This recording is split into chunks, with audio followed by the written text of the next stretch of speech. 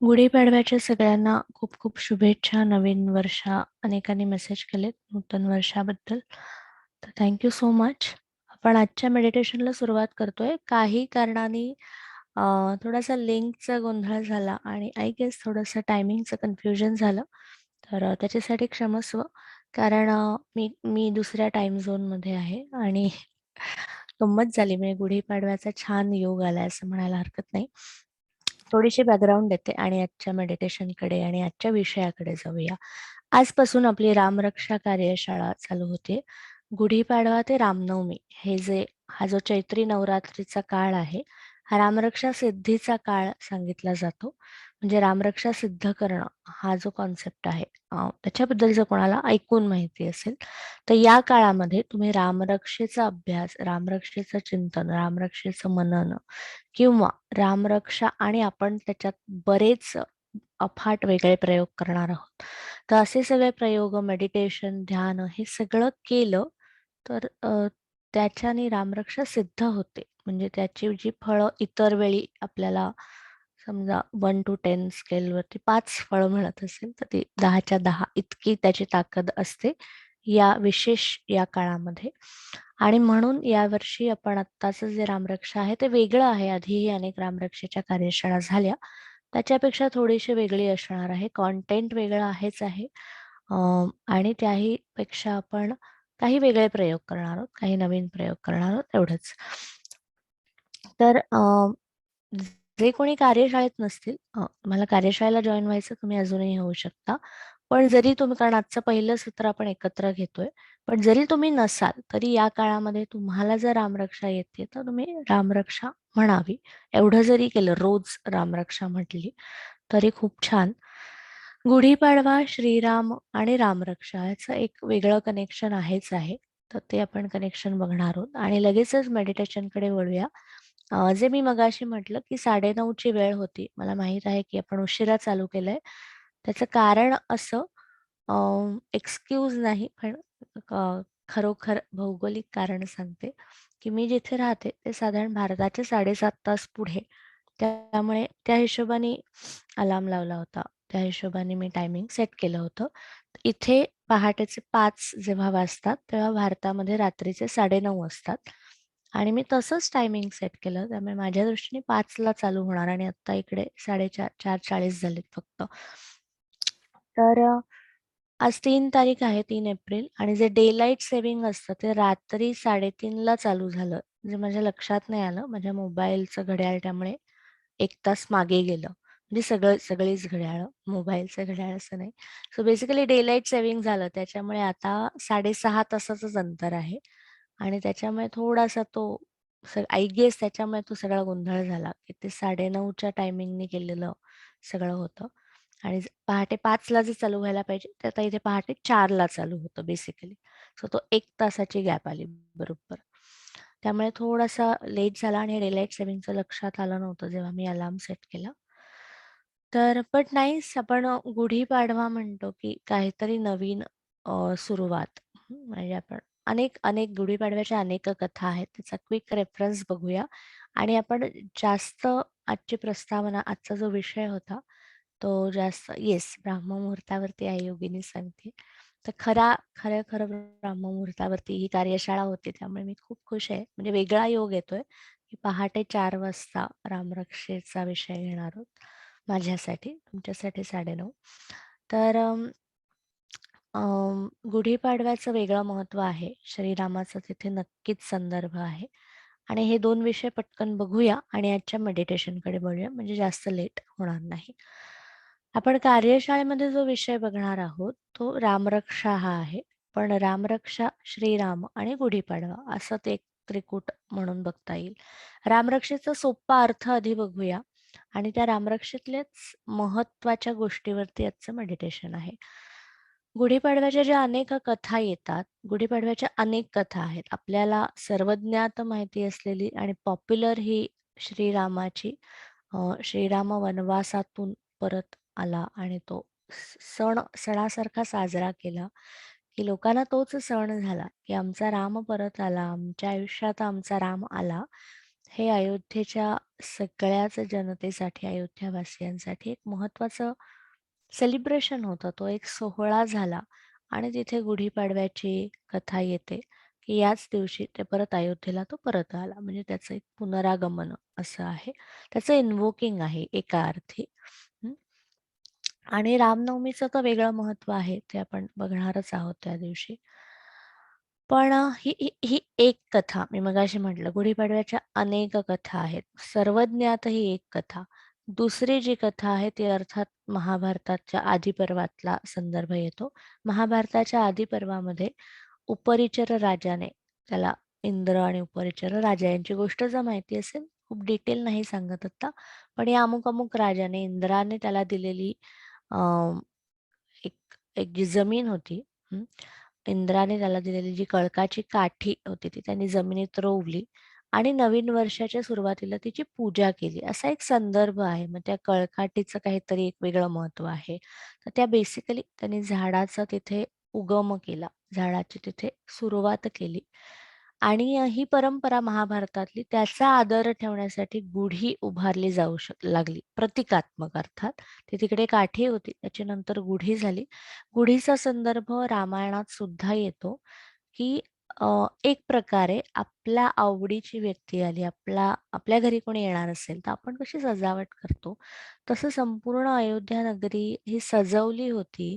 तिथे झेंडे उभारले होते आणि त्याचं एक प्रतीक म्हणून पुढे गुढी ही म्हणजे प्रत्येक घराघरावरती एक खूण, प्रत्येक घराघराने, की आम्ही सुद्धा तुमच्या आनंदात सहभागी आहोत. हे त्या श्रीरामाला दाखवण्यासाठी आपापली अशी एक खूण निर्माण केली होती. सो गुढीपाडवा आणि हे सिम्बलिझम याचं खूप महत्त्व आहे, जे आपण बघणार आहोत पुढच्या काही दिवसांमध्ये सुद्धा.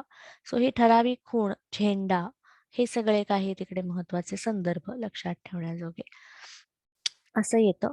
तिसरी जी कथा आहे गुढीपाडव्याची ती जास्त फॅसिनेटिंग आहे. इतिहासानुसार किंवा पुराणानुसार ब्रह्मदेवाने याच दिवशी विश्वाची निर्मिती केली, असं म्हटलं जातं. 3.5 मुहूर्तांपैकी एक आहे. अनेकांनी सोनं खरेदी केली असेल, मला इथे नाही करता आली, पण अनेकांनी केली असेल.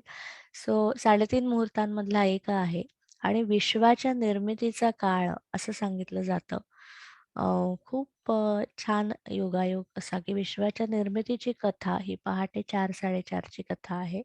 ब्राह्ममुहूर्ताची कथा आहे. ब्रह्म ना, तर त्या ब्रह्माने ब्रह्ममुहूर्तावरती किंवा ब्राह्ममुहूर्तावरती विश्वाची निर्मिती केली. अशी विश्वाच्या निर्मितीची आणि तो दिवस आजचा, तो दिवस गुढीपाडव्याचा.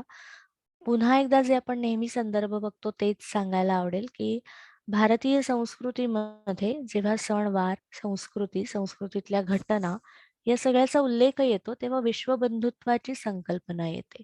हिंदुस्थान हे एकच भौगोलिक रचना असलेला देश, एवढीच त्याची व्याप्ती नाही. तर पुराणांमधलं जे वर्णन येतं, हे अखिल विश्वाबद्दल येतं. पुराणांमधले नियम, सूत्र, श्रीसूक्तात सूत्र येतात प्रॉस्पॅरिटीची. आपण रामरक्षा बघणार आहोत. अग्नितत्व म्हणजे काय? आणि वेदांमध्ये अग्निसूक्त म्हणून येतं. तर अग्निसूक्त आणि रामरक्षा असं कंबाईन यावेळी आपण बघतोय. म्हणजे त्यातले काही संदर्भ महत्त्वाचे. सो फायर एलिमेंट काय-काय करू शकते? अग्नी आपल्या आयुष्यात काय-काय घडवू शकतो? हे सगळं रामरक्षा सांगते. आणि हे याची निर्मिती तर पुन्हा एकदा की विश्वाच्या निर्मितीचा मुहूर्त हा गुढीपाडव्याचा मुहूर्त सांगितला जातो.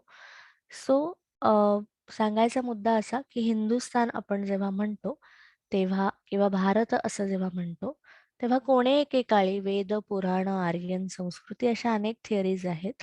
खूप तात्विक चर्चेमध्ये न अडकता कोणे एकेकाळी ही संपूर्ण पृथ्वी म्हणजेच भारत होती. संपूर्ण पृथ्वी म्हणजेच सनातन भारत किंवा सनातन वैदिक धर्म होता आणि असं काहीतरी जाणवतं आणि जे खूप मला स्वतःला ते खूप फॅसिनेटिंग वाटतं, की किती सुंदर. कारण आपल्याकडे ज्ञानेश्वर असू देत, म्हणजे संत वाङ्मय असू दे किंवा पुराणं असू देत, वेद असू दे, सगळीकडे वसुधैव कुटुंबकम असं सांगितलं जातं. सो विश्वबंधुत्वाची संकल्पना ती थिओसॉफीमध्ये सुद्धा पॉप्युलर आहे. पण विश्वबंधुत्वाची संकल्पना ही 100% भारतीय संस्कृतीमधूनच येते.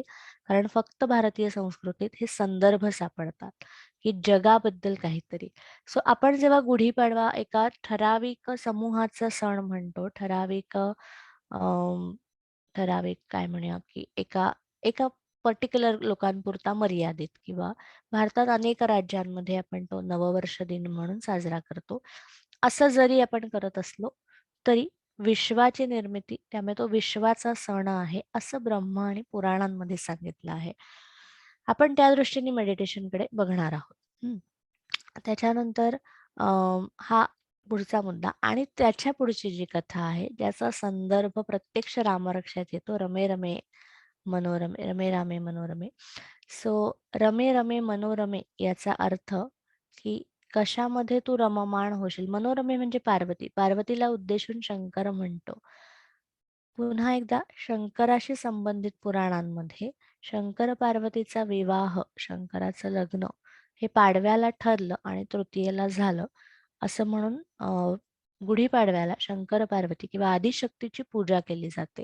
जे शैविझम फॉलो करतात किंवा शिवभक्त आहेत, शैव ज्याला आपण म्हणतो, शिवयोगी जे आहेत त्यांच्यासाठी सुद्धा विशेष महत्वाचा दिवस असं त्याला म्हणता येईल. तर शंकर पार्वतीचं लग्न या दिवशी ठरलं आणि या शंकर पार्वतीची कथा रामरक्षेच्या एका श्लोकामध्ये येते.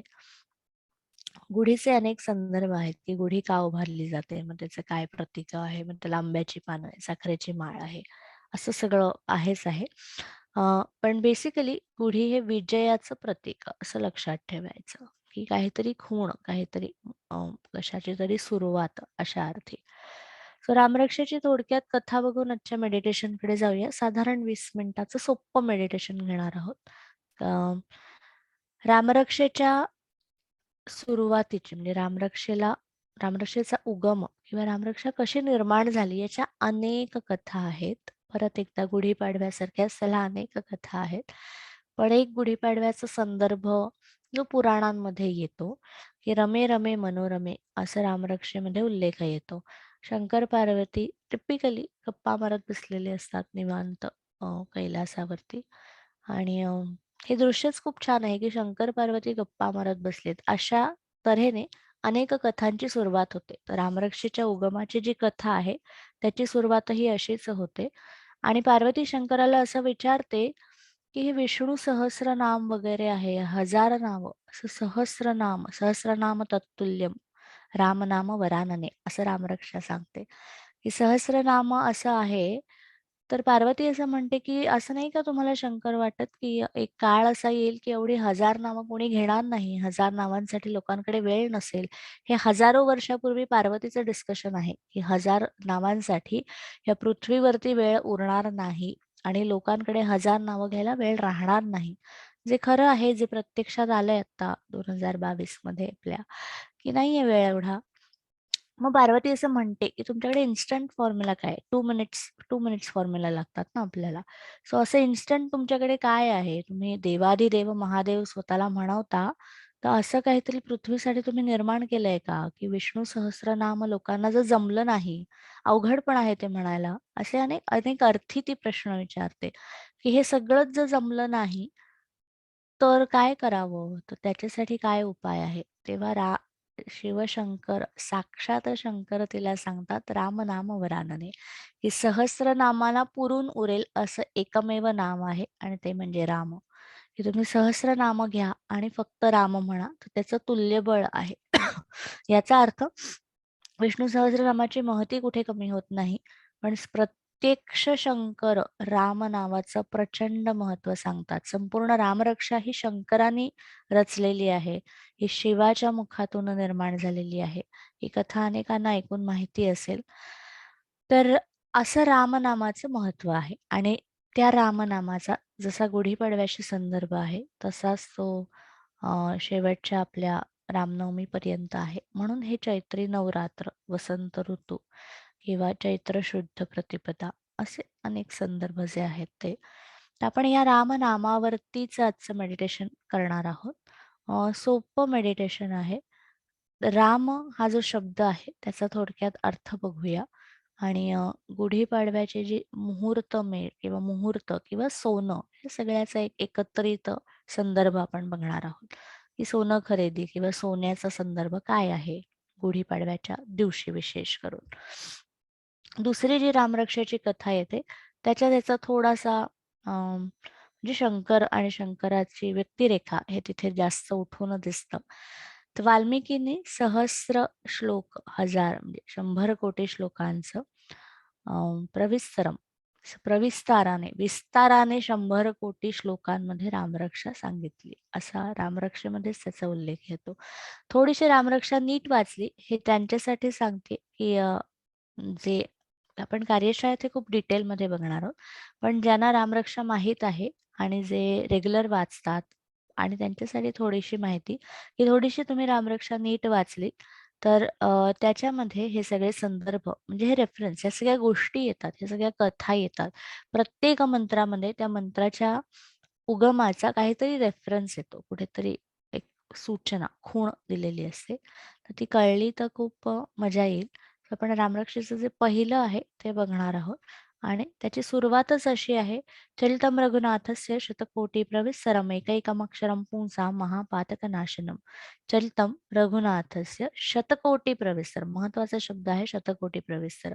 तो 100 कोटी श्लोकांचा विस्तार करून वाल्मिकीने हे रामायण सांगितलं आणि असं पृथ्वीवरची त्याची फार चर्चा, सगळ्या ऋषींमध्ये ते खूप पॉप्युलर झालं आणि मग सगळ्यांना असं वाटलं की हे सगळे श्लोक आम्हाला मिळाले पाहिजेत. अशी ती साधारण कथा आहे 100 कोटी श्लोकांची. ही कथा आपण सविस्तर बघू नंतर.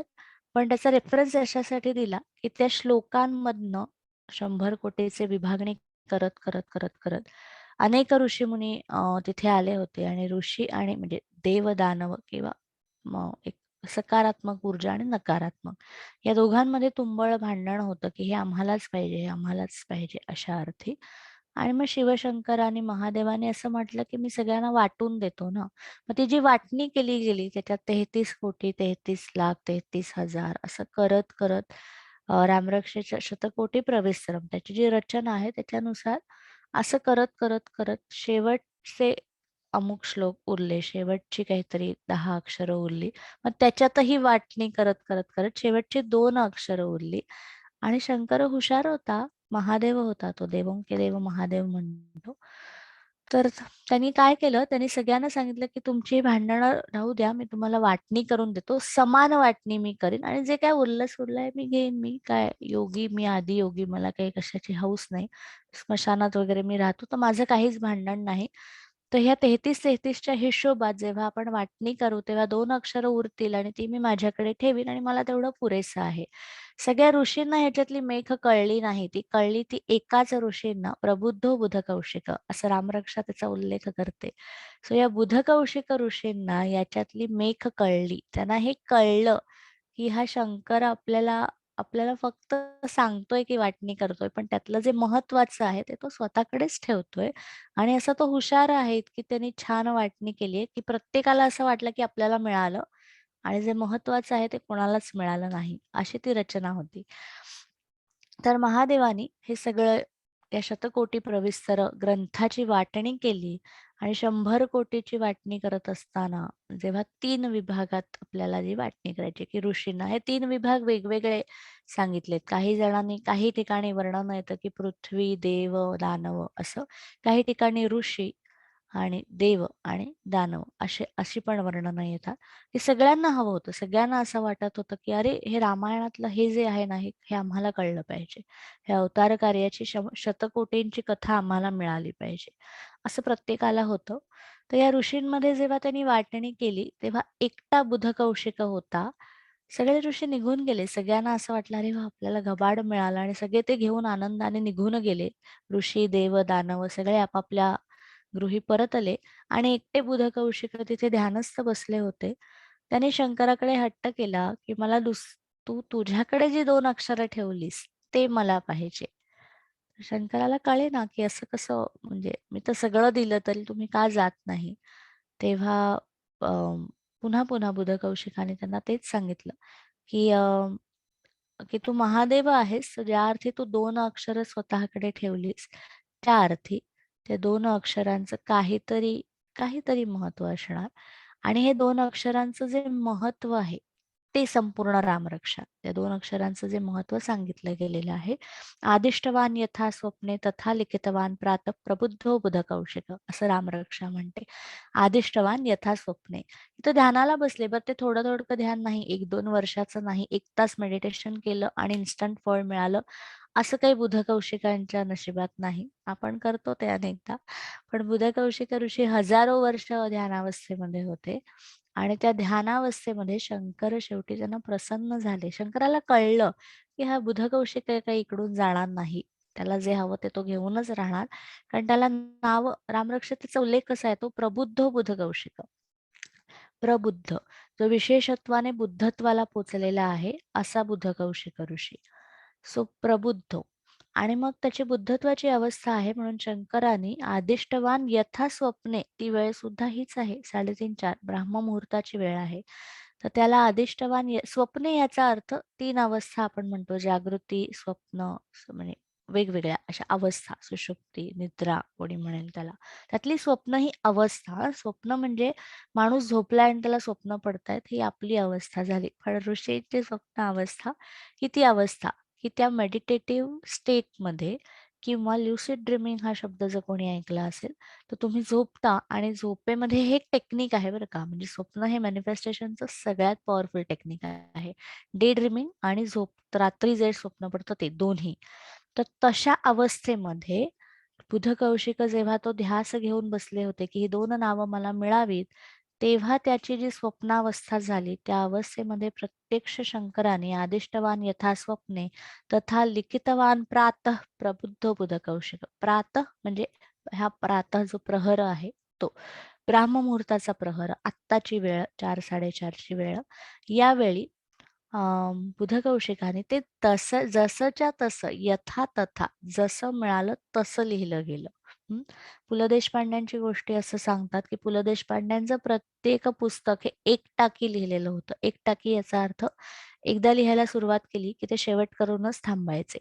त्यांना रिटेक किंवा लिहिलं, फाडलं, फेकलं असं त्यांना कधी लागलं नाही. तर ही दैवी शक्ती, ही ही दैवी ऊर्जा ती जशी प्रभावीपणे वाहते तसं तसं लेखणीतनं उतरत जातं. तर त्यामुळे हे भगवान शंकर महादेवाने रचलेलं काव्य आहे. या कथेचा सविस्तर व्हिडिओ मी टाकीन. ज्यांना कोणाला ऐकायचंय ते ऐकू शकतात. त्या व्हिडिओमध्ये आपण हे डिटेलमध्ये बघितलंय. तर हे महादेवांचं काव्य आहे आणि म्हणून मुळातच ते सिद्ध काव्य आहे, की रामरक्षा सिद्धी हा विषय आहेच, पण मुळात सिद्ध काव्य आहे. आणि त्या पलीकडे ते प्रबुद्ध बुधकौशिकाने लिहिलं. सो त्याचा एक निश्चितपणे वेगळा संदर्भ आहे. आणि सिद्धकाव्य असल्यामुळे रामरक्षा हे सिद्धकाव्य असल्यामुळे त्याच्या सुरुवातीला जो महत्वाचा उल्लेख येतो श्री रामरक्षा असं जेव्हा आपण सुरुवात करतो त्याची आपण डिटेल अर्थ उद्यापासून बघूच या. पण श्री रामरक्षा अस्य श्री रामरक्षा स्तोत्र मंत्रस्य ह्या एकाच शब्दामध्ये सगळी व्याप्ती आणि आजचं मेडिटेशनचा विषय. पहिल्या शब्दावरती आजचं मेडिटेशन आहे. असं रामरक्षेतल्या विविध कॉन्सेप्टवरती आपण मेडिटेशन्स घेणार आहोत पुढचे 9 दिवस. सो अस्य श्री रामरक्षा स्तोत्र मंत्रेचं श्री राम रक्षा स्तोत्र मंत्र 5 महत्वाच्या गोष्टी पहिल्या शब्दात रामरक्षा सांगते. किंबहुना एकमेव असं स्तोत्र असेल की जे सुरुवातीलाच फलश्रुती सांगतं. हे 5 शब्द ही रामरक्षेची फलश्रुती आहे. अथर्वशीर्ष आपण कार्यशाळा घेतलेली अनेकांना माहितीये. अथर्वशीर्षाच्या शेवटाला फलश्रुती येते. फल आणि श्रुती. श्रुती म्हणजे ऐकणं. या गोष्टी ऐकल्याने काय फळं मिळेल हे फलश्रुतीमध्ये सांगितलं जातं. तर रामरक्षेची फलश्रुती ही पहिल्या 5 शब्दांमध्ये आहे. अस्य श्री रामरक्षा स्तोत्र मंत्रस्य आणि मग पुढे त्याची सगळी माहिती आणि मग त्याचं सगळं वर्णन ते तर अफाट आहे. श्री याचा अर्थ समृद्धी, प्रॉस्पॅरिटी. श्री सूक्त आपण केलं होतं. अष्टलक्ष्मी, अष्टलक्ष्मींची संकल्पना ही रामाला येऊन मिळते आणि राम आणि रमा हे एकाच रम तत्वापासून निर्माण होतात. ही ती गोष्ट. सो श्री म्हणजे श्री तत्व. आपण श्री गणेशा केला वगैरे वगैरे म्हणतो ना, तर ते श्री तत्व. श्री म्हणजे लक्ष्मीचं कोर तत्व असं म्हणूया. लक्ष्मी म्हणजे डोळ्यांना दिसणारी लक्ष्मी. त्याचं जे एक अमूर्त निर्गुण स्वरूप आहे ते म्हणजे श्री. आणि राम आणि रमा या दोनही शब्दांमध्ये रम हा अग्निबीज आहे. याला अग्निमंत्र म्हणतात किंवा अग्निबीज. मुळात राम किंवा रामरक्षा किंवा संपूर्ण रामायण, रामाचं अवतार कार्य हे अग्निबीजाचं अवतार कार्य आहे. आणि त्याच्याकडे तसं बघितलं म्हणून आपला आजचा विषय आहे की मायथॉलॉजी आणि श्रीराम वगैरे असा मी विषय लिहिलाय, पण न्यू मून मेडिटेशनसाठी. पण ऍक्च्युअल विषय असा आहे की श्रीराम बियॉन्ड मायथॉलॉजी, की दैवतशास्त्राच्या पलीकडे, धर्माच्या पलीकडे श्रीराम काय आहे, ध्यानाच्या भाषेत श्रीराम काय आहे, हिलिंगच्या भाषेमध्ये श्रीराम काय आहे, हे आपण 9 दिवस जास्त बघणार आहोत. कारण मायथॉलॉजी आणि रिलिजियस गोष्टी या मुबलक उपलब्ध आहेत, त्याच्यामध्ये मी आणखीन भर टाकण्याची गरज नाही.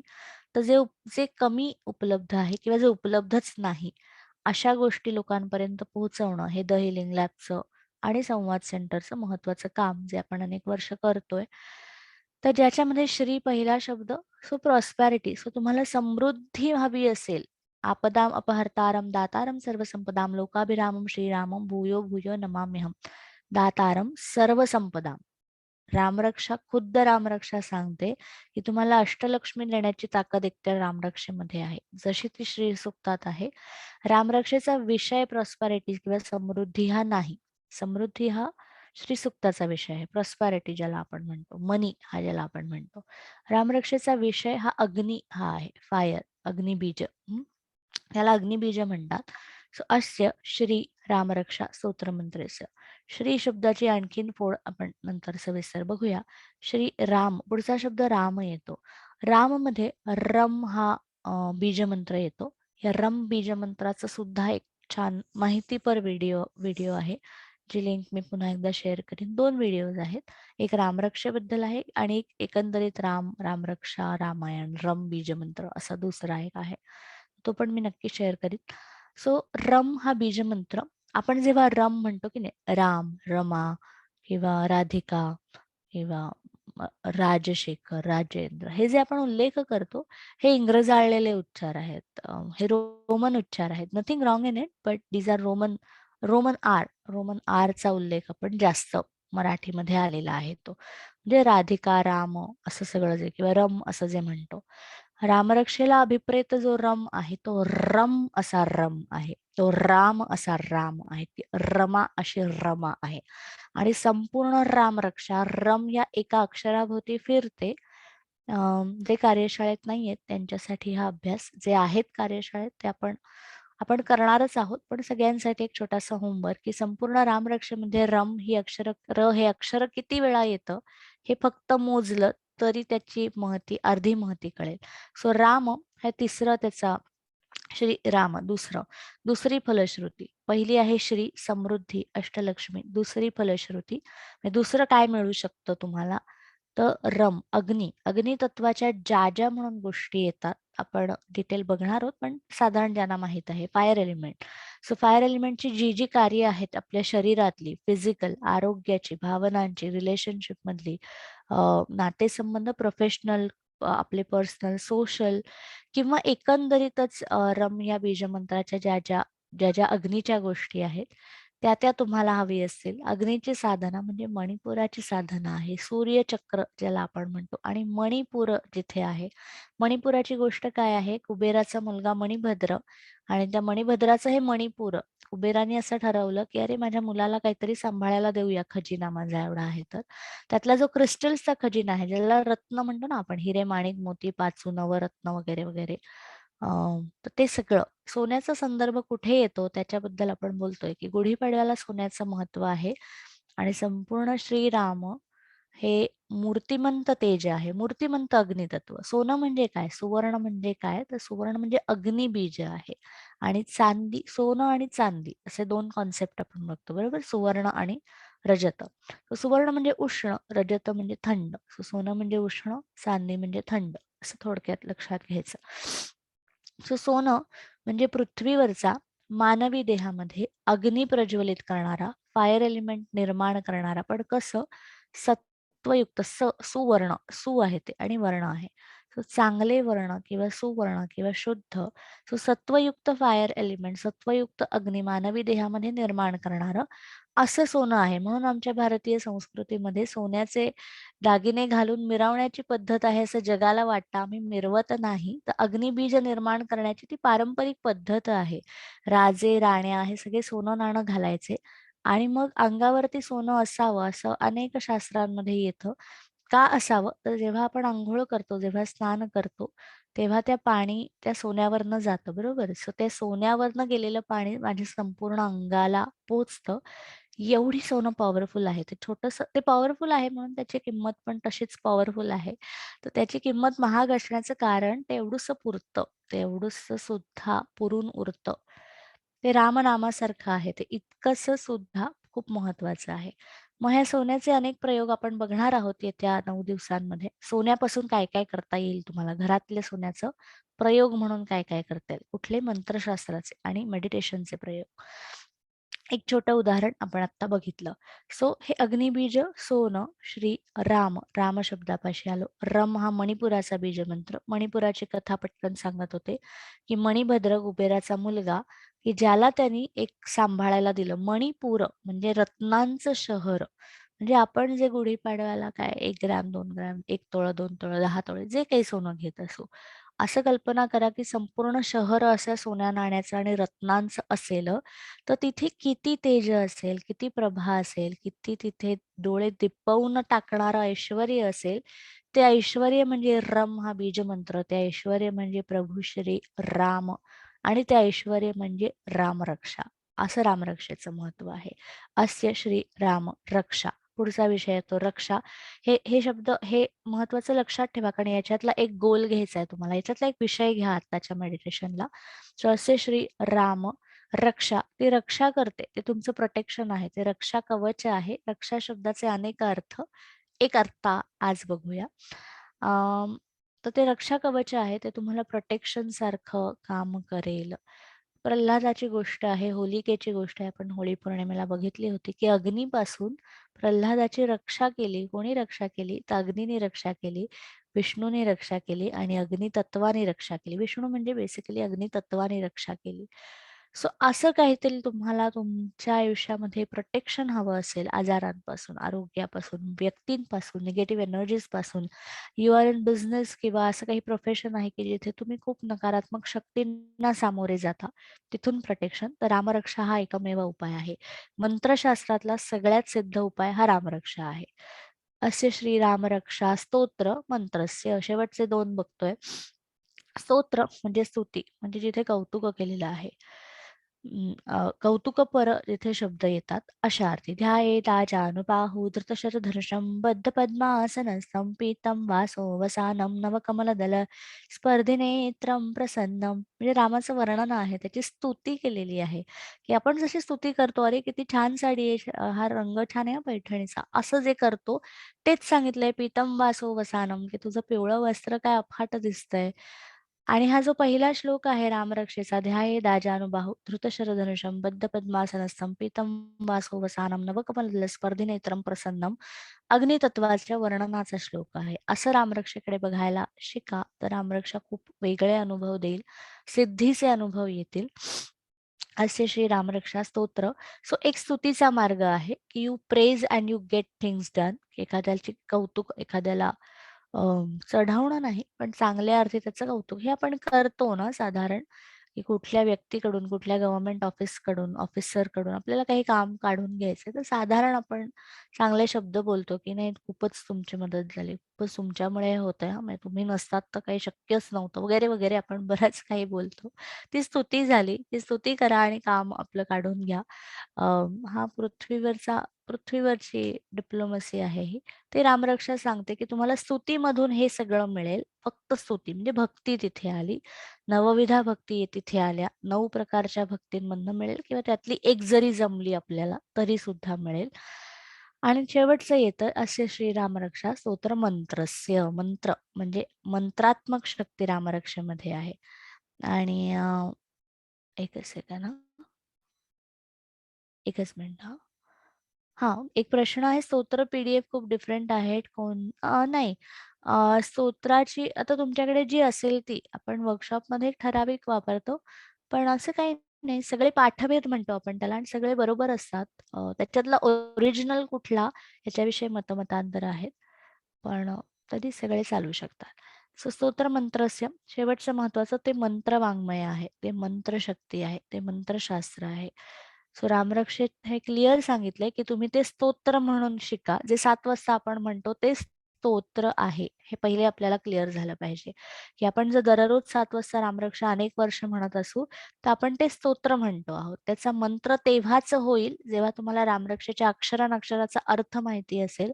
त्याचा मंत्र तेव्हाच होईल, कारण रामरक्षेतला प्रत्येक श्लोक हा मंत्र आहे. अशी त्याची गंमत आहे.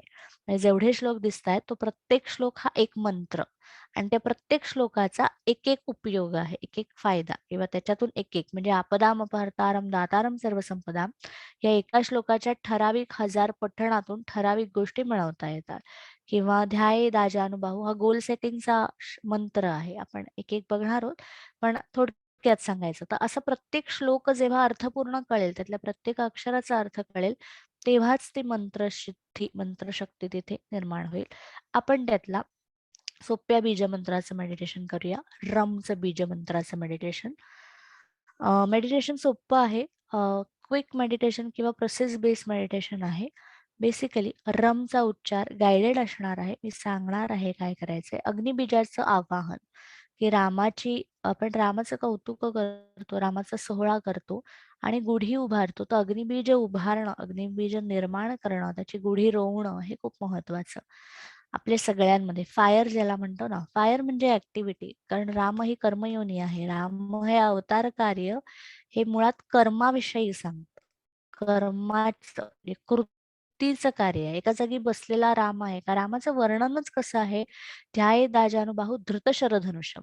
श्रीराम म्हटलं की तुम्हाला पटकन काय आठवतं? तर साधारण धनुष्य बाण असा तो जोडलेला सिद्ध असा राम. असा राम कोणाला आठवतो का की ज्याचे बाण कुठेतरी कपाटात पडलेत आणि ते सापडत नाहीत आणि तो शोधतोय आणि तो निवांत बसलेला राम. असा राम कधीच आठवणार नाही, कारण रामायणाचा गाभाच तो आहे की कृती, कर्म, सतत कर्मरत असणारा, सतत कृतिशील असणारा तो राम. आणि म्हणून आपल्याला जर ऍक्टिव्हिटी हवी असेल आपल्या आयुष्यात, असं वाटतंय की काहीतरी स्टॅग्नेट झालंय, काहीतरी स्टक झालंय किंवा we are not able to move forward, किंवा आपण म्हणतो ना की खूप एनर्जी हवी, खूप उगाचच लेथार्जी आली आहे, खूप गोष्टी रेंगाळल्यात, आपल्याला सगळं स्पीडअप करायचंय, तर अग्निबीज रम हे त्याचं तत्व आहे. सो रमची साधना करूया. डोळे मिटून घ्यायचे. सोपं मेडिटेशन आहे. उच्चार नीट ऐका कानानी आणि तसा करण्याचा प्रयत्न करा. मगाशी म्हटलं तसं आपण जो रामरक्षा म्हणतो ती इंग्रजाळलेली रामरक्षा आहे.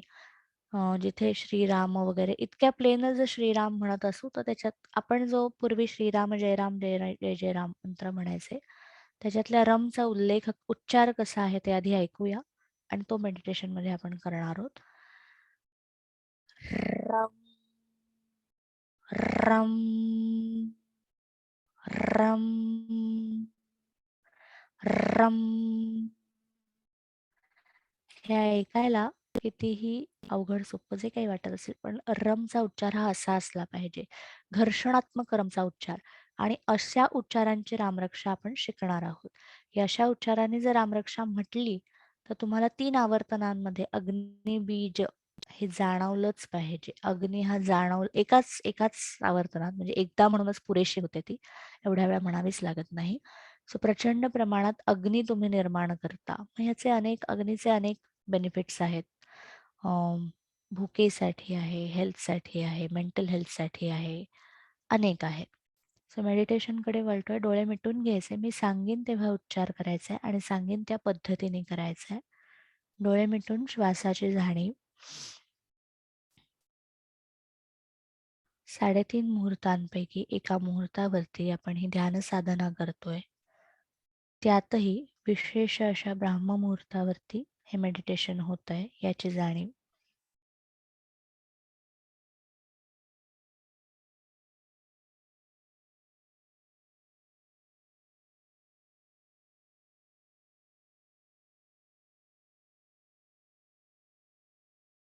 अग्निबीजाचं, श्रीरामाचं स्मरण आणि आवाहन यासाठी आपण विशेष अशी प्रक्रिया करणार आहोत. आपण आता जे 5 विषय बघितले, अस्य श्रीराम रक्षा स्तोत्र मंत्रस्य, या 5 विषयांपैकी तुमचा जो विषय आहे, तुम्हाला जो विषय घ्यायचा आहे, तुम्हाला जो संकल्प घ्यायचा आहे, या 5 विषयांपैकी जो काही तुमचा संकल्प जिथे कुठे बसतोय, त्या संकल्पाचं उच्चारण, गुढी उभारणं म्हणजे काहीतरी आपला विचार प्रतिकात्मक स्वरूपात जगासमोर मांडणं म्हणजे गुढी उभारणं. आपला आनंद व्यक्त करण्याचं प्रतीक, विजयाचं प्रतीक, कुठल्या तरी शुभ घटनांचं सूचक म्हणजे गुढी. अशी तुमच्या संकल्पाची गुढी आपल्या मनात उभारायची. हे काय संकल्प आहे? काय मला आत्ता हवंय? मला या क्षणी माझ्या आयुष्यात अशी कुठली गोष्ट आहे जी घडावी, जी व्हावी, जी मिळावी अशी इच्छा आहे. मग ते आरोग्य असेल, मग ते मानसिक आरोग्य असेल,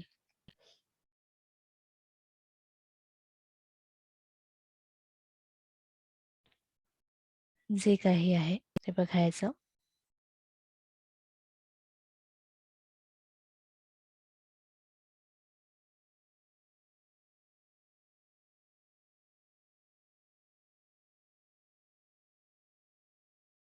आपल्या संकल्पाचं उच्चारण आपापल्या शब्दात 2 ते 3 वेळा उच्चारण.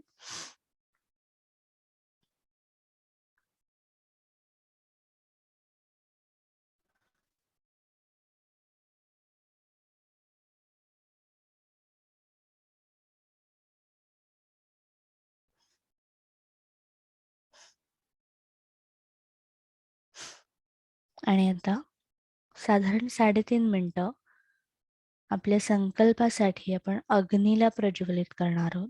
अग्निबीजाला. त्यासाठी रमचा उच्चार करायचा आहे. साधारण 3 ते 3.5 मिनिटं. पहिला उच्चार हा वैखरीमध्ये म्हणजेच मोठ्याने रम रम रम रम रम. आपापल्या क्षमतेनुसार रमचा उच्चार थांबायचा नाही. मोठ्याने वैखरीमध्ये स्पष्ट आवाजात रमचा उच्चार. ज्यांना कोणाला चक्रांविषयी माहिती आहे, रमचा उच्चार करत असताना आपल्या जाणीवेला मणिपूर चक्रापाशी साधारण नाभीच्या जवळ जाणीवेला न्यायचं आणि रमचा उच्चार चालू ठेवायचा. स्पष्ट आवाजातला रमचा उच्चार. प्रत्येक उच्चाराच्या वेळी आपल्या नाभीपाशी अग्नीची निर्मिती, अग्नितत्वाची निर्मिती याची जाणीव.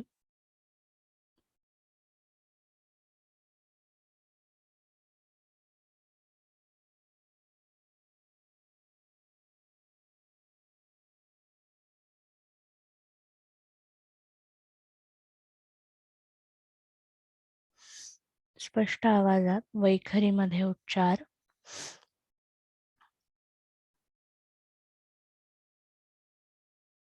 स्पष्ट उच्चार जेव्हा आपण करतो तेव्हा रमची घर्षण जाणवतात जिभेवरती. त्याची जाणीव.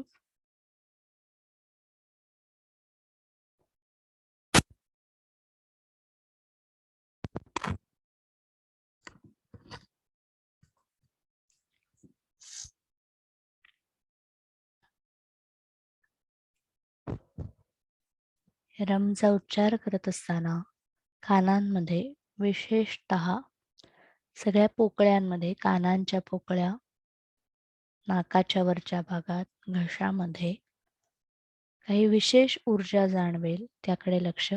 उच्चार थांबवायचा नाही, चालू ठेवायचा आहे.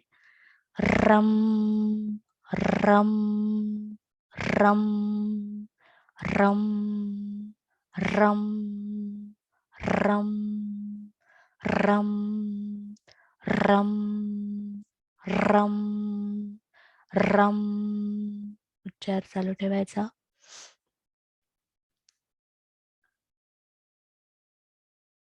काही काळानंतर आपल्या शरीरामध्ये उष्णता जाणवते, याकडे लक्ष. अगदी सहज उष्णता जाणवेल.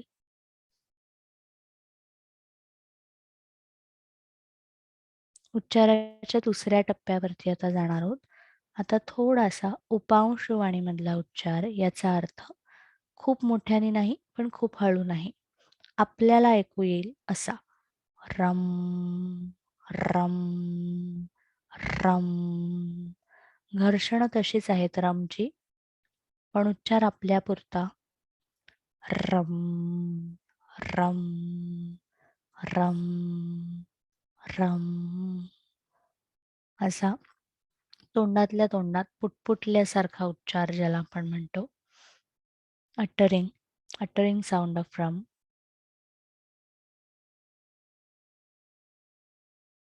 असा रमचा उच्चार.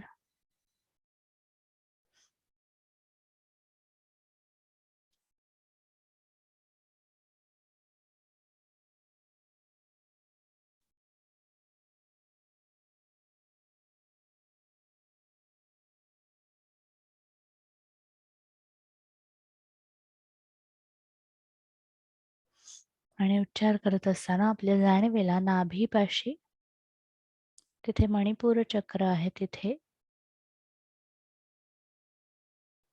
तिथून अग्नीची निर्मिती होते शरीरामध्ये. अग्नीच्या निर्मितीचं स्थान जे आहे ते मणिपूर चक्र आहे, नाभीचं ठिकाण, नाभीच्या किंचित खालच्या भागात.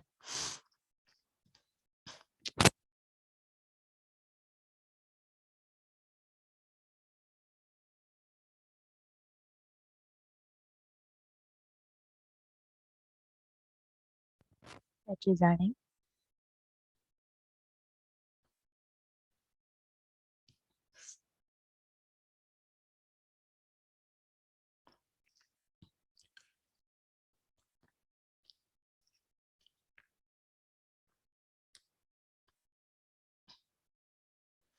उच्चार करत असताना आपल्या तोंडामध्ये, जिभेवरती उष्णता जाणवते का याकडे लक्ष. श्वासामध्ये कदाचित उष्णता जाणवेल. Just connect the energy you are producing, you are creating. आपण जी ऊर्जा निर्माण करतोय, जी उष्णता निर्माण करतोय, जाणीवपूर्वक त्याला कनेक्ट करण्याचा प्रयत्न करा.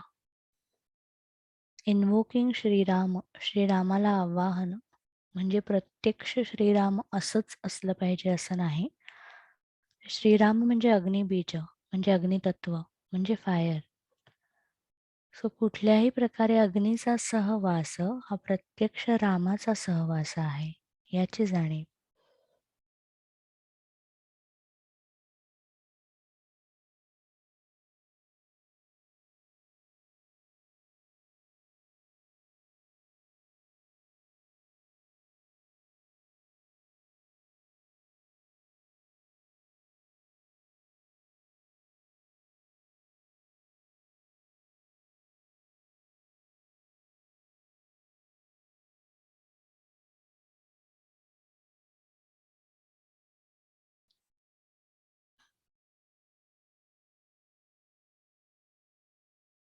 आपल्या संपूर्ण शरीरामध्ये अग्नी रूपाने, अग्निबीजाने स्थिर असलेल्या श्रीरामाची जाणीव, श्रीराम या तत्वाची जाणीव.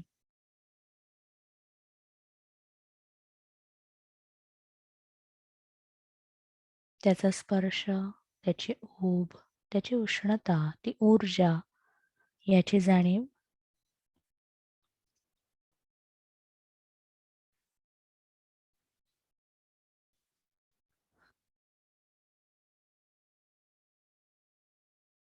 आणि आता उच्चाराच्या तिसऱ्या टप्प्यावरती आपण जातोय. हे अग्निबीज जे आपण निर्माण करतोय त्याचा मानसिक उच्चार. याचा अर्थ पूर्णपणे ओठ मिटलेले आहेत आणि मनातल्या मनात केलेला उच्चार.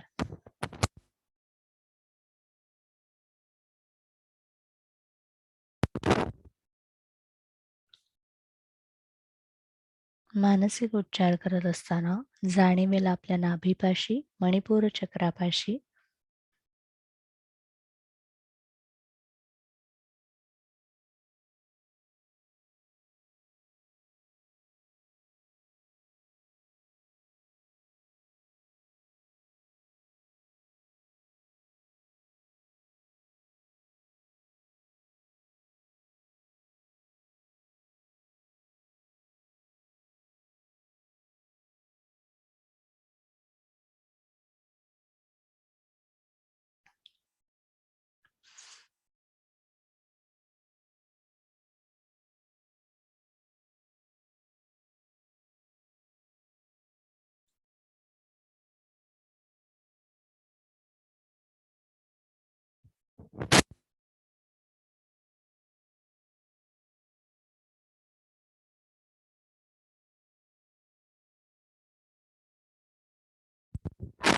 आपापल्या क्षमतेनुसार उच्चार. आता संपूर्ण शरीरभर अग्नी तत्वाची, अग्निबीजाची जाणीव होतीये का याकडे लक्ष. अग्निबीजाची जाणीव याचा अर्थ उष्णता जाणवेल, कदाचित घाम आल्यासारखं वाटेल, कुठे विशिष्ट ऊर्जा जाणवेल. संपूर्ण शरीरामध्ये एखाद्या जागी विशिष्ट प्रमाणात ऊर्जेची हालचाल जाणवेल, त्याकडे लक्ष.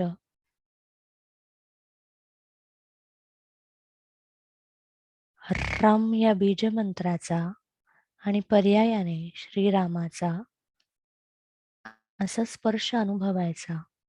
श्रीराम म्हणजे मूर्तिमंत अग्नितत्व.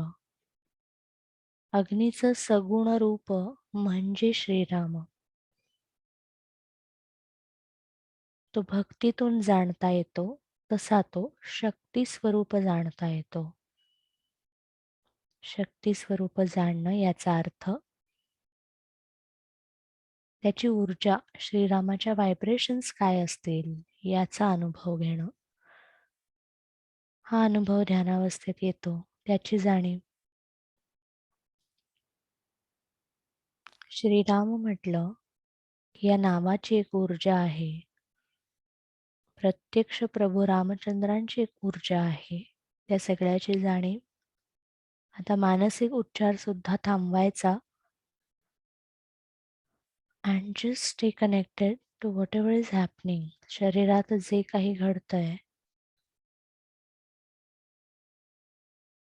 Allow emotions. काही इमोशन्स आल्या, खूप भावुक वाटलं, खूप भक्तिमय असं काहीतरी वाटलं, तर जस्ट अलाव दॅट.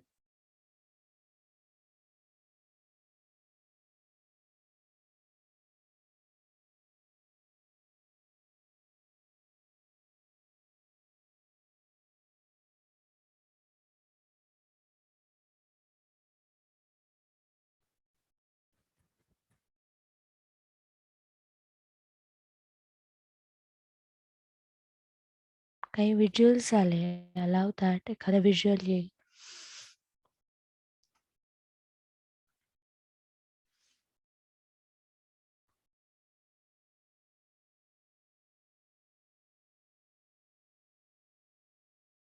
ज्या ज्या प्रकारे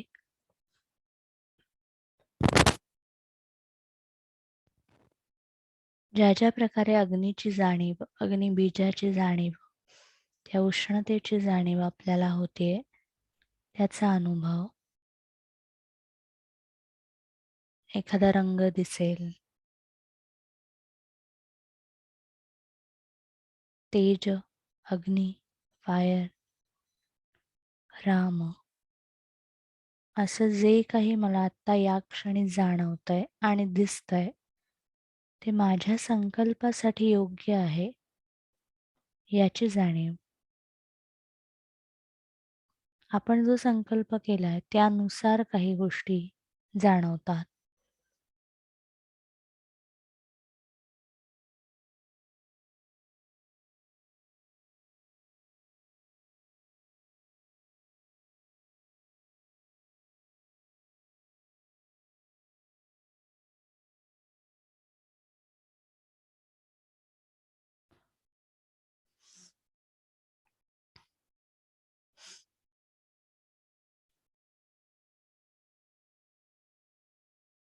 आपल्या संकल्पाचं पुन्हा एकदा स्मरण. आणि आपण आत्ताच जो रमचा उच्चार केला त्याची स्पंदनं, त्याची ऊर्जा या संकल्पाला मिळाली, या संकल्पासाठी पोचली याची जाणीव.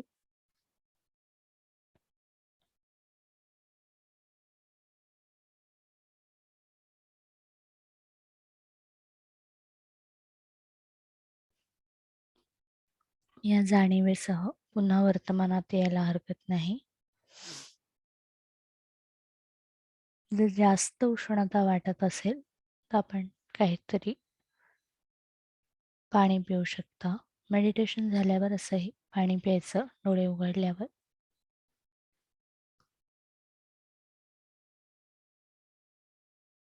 आपला जो काही अनुभव आहे त्या स्पंदनांसह वर्तमानात परत येताना 3 ते 4 वेळा दीर्घ श्वसनाची आवर्तनं.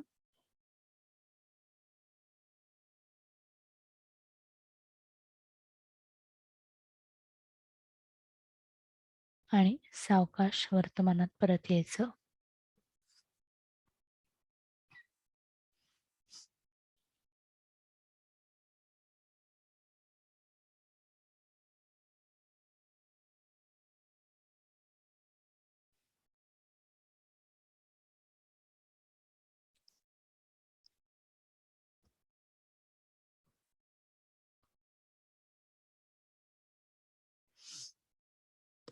नाईस. कोणाला क्विक शेअरिंग हवं असेल आपण घेऊ शकतो. शेअरिंग किंवा काही प्रश्न असतील दोन्ही.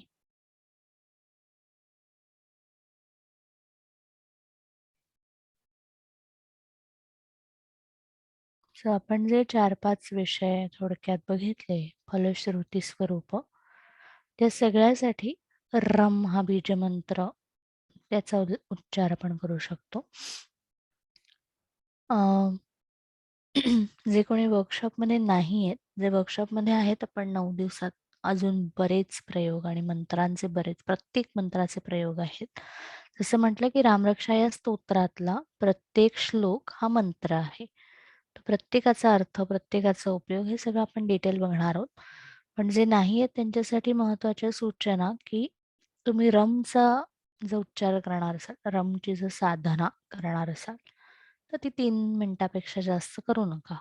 म्हणजे आपण जेव्हा पद्धतशीर शिकतो, समूहाने काहीतरी गोष्टी करतो, तेव्हा एकत्र जास्त वेळ करणं चालू शकतं.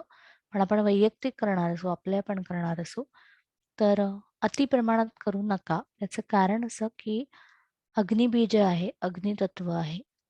सो आपण आगीशी खेळ म्हणतो ना, तसा तो आगीशी खेळ आहे. सो तो सांभाळून. म्हणून एकटे करणार असाल तर 3 ते 3.5 मिनिटं. नाहीतर आपण रामरक्षा 3 वेळा, 7 वेळा, 11 वेळा हे सगळं बघतो काय आहे. नाहीस. कोणाला काही क्विक शेअरिंग असेल तर किंवा काही प्रश्न असतील तर.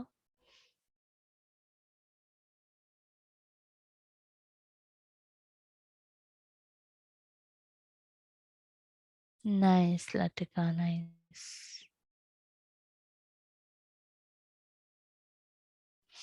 येस, तुमचा हेल्थ विषयी संकल्प असेल, if you have health related goal in mind, then Ram Raksha is the right stotra or the right mantra. There are many in between, there are many mantras dedicated to different health problems. For example, digestion, for example, backache, for example, joints. So, असे dedicated shlokas आहेत. But in general, entire Ram Raksha is for health. So every time you chant Ram Raksha, at the beginning स्टार्टिंगला जो संकल्प करायचा आणि रामरक्षा म्हणायची.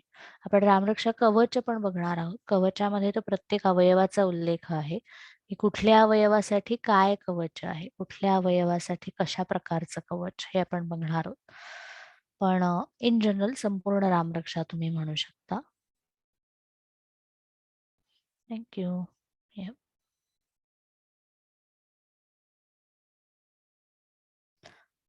Nice question Vrushali. So वृषालीचा प्रश्न आहे की प्रकृती पित्त प्रकृती असणाऱ्यांनी अग्नीचे मंत्र करावेत का? 2 महत्वाच्या गोष्टी आहेत. तुम्ही जेव्हा पित्त प्रकृती आहात आणि अग्निमंत्र करता, तेव्हा पित्त वाढतं. ही फॅक्ट आहे. म्हणजे नो डाऊट अबाउट इट. माझी स्वतःची पित्त प्रकृती आहे. बट पित्त इज बेसिकली अग्नितत्व, म्हणजे कृतिशील असणं, सुपर ॲक्टिव्ह, की those are like highly active लोकं असतात. तर असं जेव्हा आपण ॲक्टिव्हिटी हवी असेल, तेव्हा या 2 गोष्टी लागतात. तर येस, पित्त वाढेल, पण करू नये का? तर मी करू नये असं नाही म्हणणार. प्रमाणामध्ये सर्व काही असावे, की त्याचं प्रमाण ठरवावं.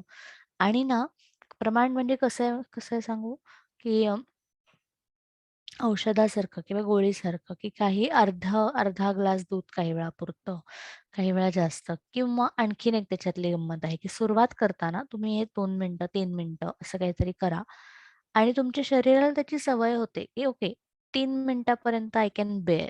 मग स्लोली तुमचं तुम्हाला कळेल. मग तुम्ही वाढवायचं. मग 3 मिनिटाची 5 मिनिटं, मग 7 मिनिटं. साधना अशीच करतात. साधनेला पहिल्याच दिवशी कोणी 10 तास जप वगैरे करत नाही, 10 तास मेडिटेशन होत नाही.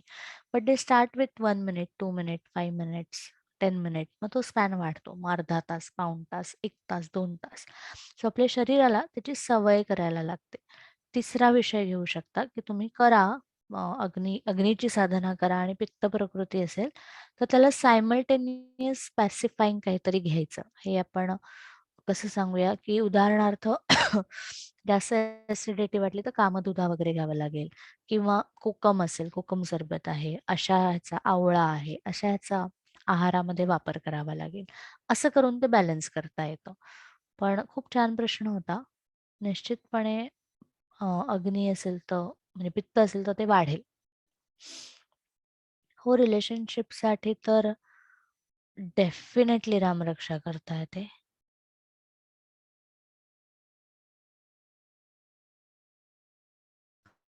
येस, रामाची जी गोष्ट आहे, ती नात्यांची सुद्धा गोष्ट आहे. नातेसंबंधांची गोष्ट आहे.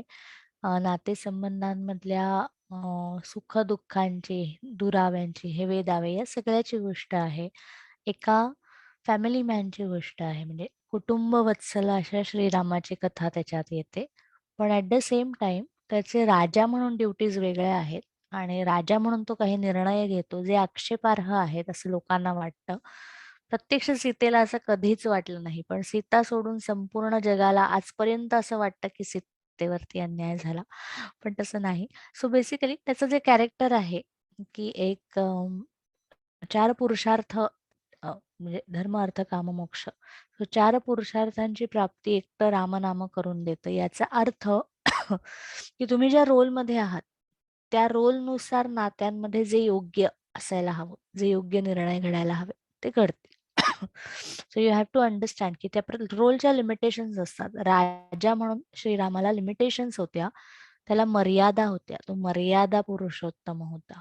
आणि राजा म्हणून त्यांनी जे केलं, जे राजधर्माला 100% योग्य होतं, हे अंडरस्टँडिंग रामरक्षा देते. हे अंडरस्टँडिंग अग्निबीज देतं, की आपले डिसिजन काही वेळा योग्य असतात, ते जगाला वाटत अयोग्य तरी सुद्धा. थँक्यू. येस, रिलेशनशिपसाठी नक्की करता येईल. सोपं संकल्पयुक्त म्हणायची आणि डिटेल आपण श्लोक बघू तेव्हा बघणार आहोत. प्रत्येक श्लोकाचे, प्रत्येक शब्दांचा अर्थ आपण बघणार आहोत. थँक्यू.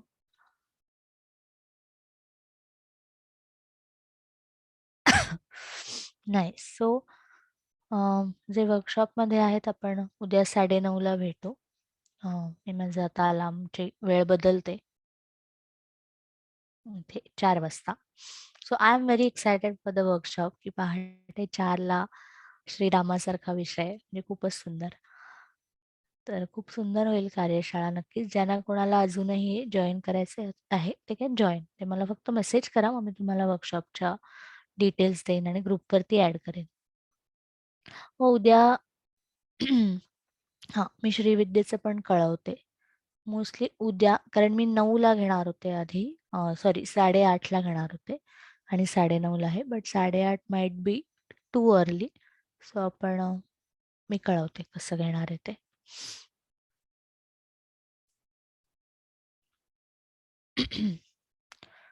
सोमवार आहे. मोस्टली 8:30 जमेल, तरी मी कळवते. थँक्यू.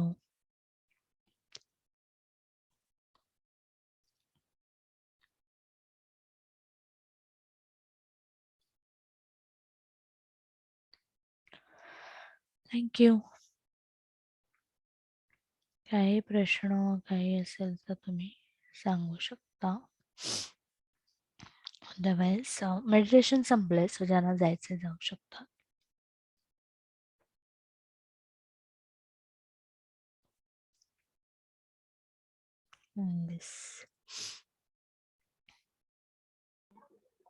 Thank you madam. थँक्यू.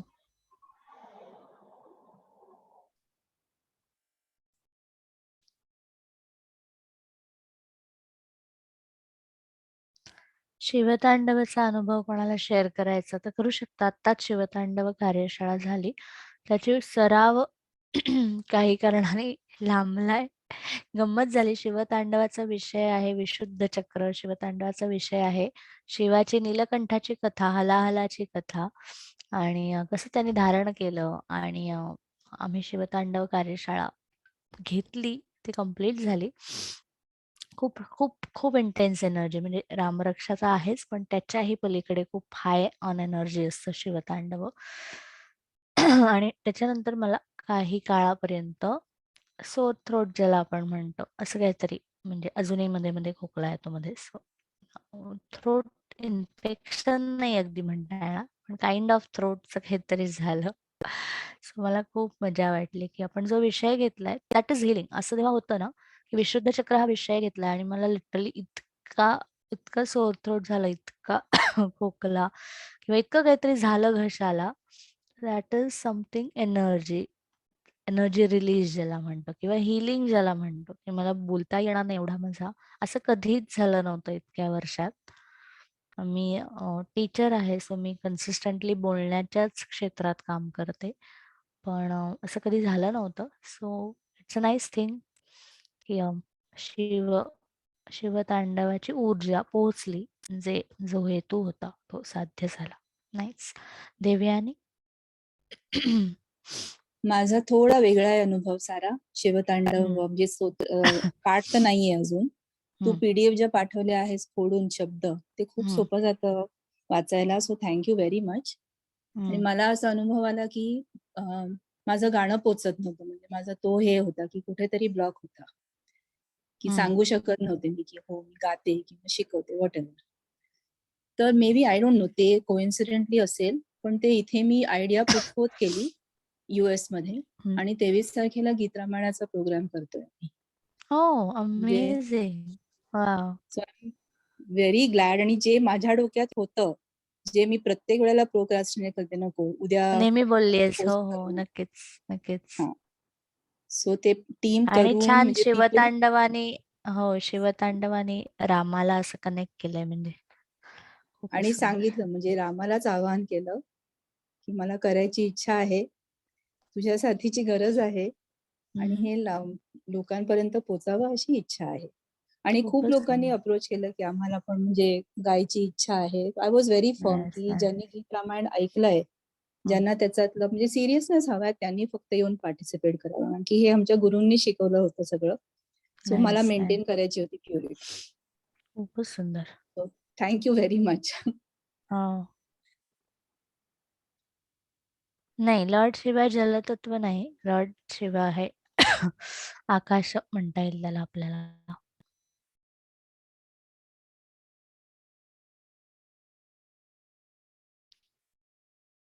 आपण श्री सुक्त विषय बघितला होता ना. श्री हा जलतत्वाचा विषय येतो, स्वाधिष्ठानाचा विषय येतो. अथर्वशीर्ष म्हणजे गणपती हा मूलाधाराचा विषय आहे. श्रीराम मणिपुराचा विषय आहे. पुढचा हनुमान जयंतीला आपण हनुमान चालिसा घेतोय, हनुमान चालिसा कार्यशाळा. तर हृदयचक्र अनाहताचा विषय आहे. वायू, फुफ्फुस, बेसिकली शरीरातलं स्थान फुफ्फुस, रामाचं शरीरातलं स्थान नाभी, गणपतीचं मूलाधार, असे एकेकाचे. आणि शंकर बराच महादेव, देवों की देव महादेव, सो बराच वरती आहे या सगळ्यांपेक्षा. गौतमी. सो आकाश तत्व, शरीरातलं स्थान थर्ड आय आणि सहस्रार.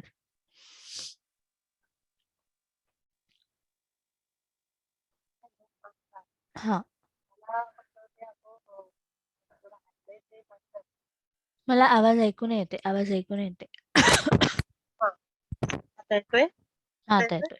येतो. हा, नवीन जीमेल आयडी वरती मला पाठवशील का तू ते शिव तांडव पाठवलंय खरं, स्तोत्राचं केव्हाच इन्व्हाइट? पाठवलंय. मला येत नाहीये कारण इन्व्हाइट. आय डोंट नो का नाही येत. मी एक काम काहीतरी करते, मी ठीक आहे, मी किंवा असं क्लासरूमची करता येईल का? डायरेक्ट लिंक पाठवते, यू जॉईन दॅट असं. चालेल चालेल. चालेल. माझे रेकॉर्डिंग एकदा आले ना तर मला पुढे वाचता करेक्ट येईल करेक्ट. तिथे, असं होतं. मी ऍक्च्युली खूपदा Installation. पाठवलंय, मग हो कळत नाही का जात नाही, पण मी पाठवते, चालेल. लिंकच देते, आत्ताच देते. हो चालेल. ओके. हा. Okay bye. बाय.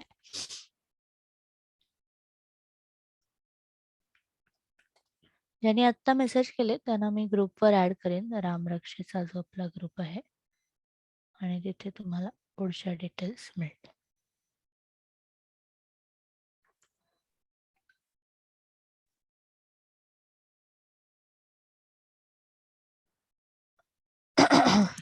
याचं पण रेकॉर्डिंग येईल का सारा? का हे हो, नाही येणार? आजचं तर येईलच. अच्छा, हो. ओके.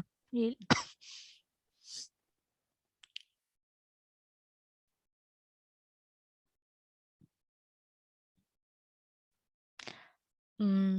खूप छान.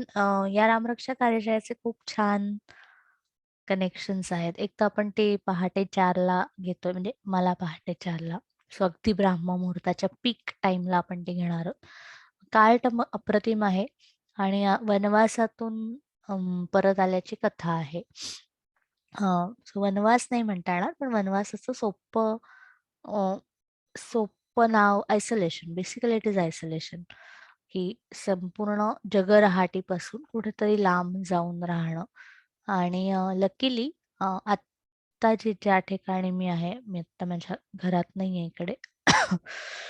So I am based in New Zealand. So न्यूझीलंडमध्ये ऑकलंडच्या पेक्षा बरंच लांब असं आतमध्ये एक नेपियर म्हणून दुसरं शहर आहे. तिकडे एक फार्म आहे.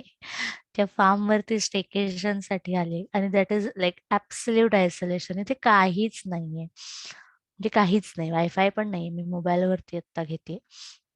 सो म्हणजे मोबाईलचा एक वेगळा डेटा आहे, तो त्याच्यावरती घेते. आणि कम्प्लीट फार्म किंवा संपूर्ण निसर्गामध्ये असं आहे. शहर असं नाहीये हे, संपूर्ण निसर्ग, मग शेळ्या, मेंढ्या, मग असं. सो तो एक वेगळा एक्सपिरियन्स, की वेगळ्या प्रकारे आयसोलेशन, की पूर्णतः निसर्गामध्ये असं 9 दिवस अश्मे. हेतू माझा तो होता की 9 दिवस इकडून घ्यावं, तर ते होतंय साध्य. So it would be fun.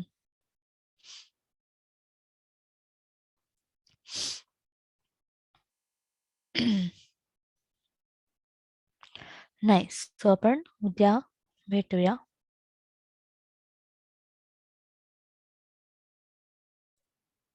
ह्याचं रेकॉर्डिंग कधीपर्यंत घ्यायचं? याचं एक सेकंड.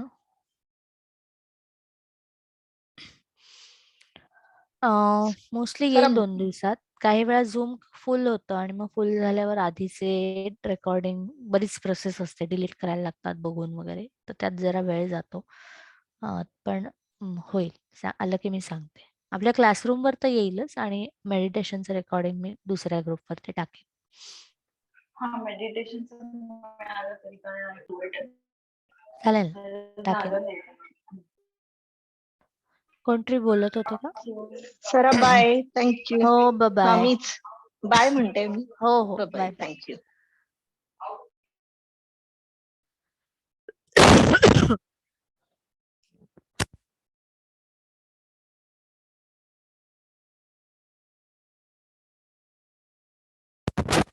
एंड करते मीटिंग. आपण रामरक्षा उद्या 9:30ला भेटतोय.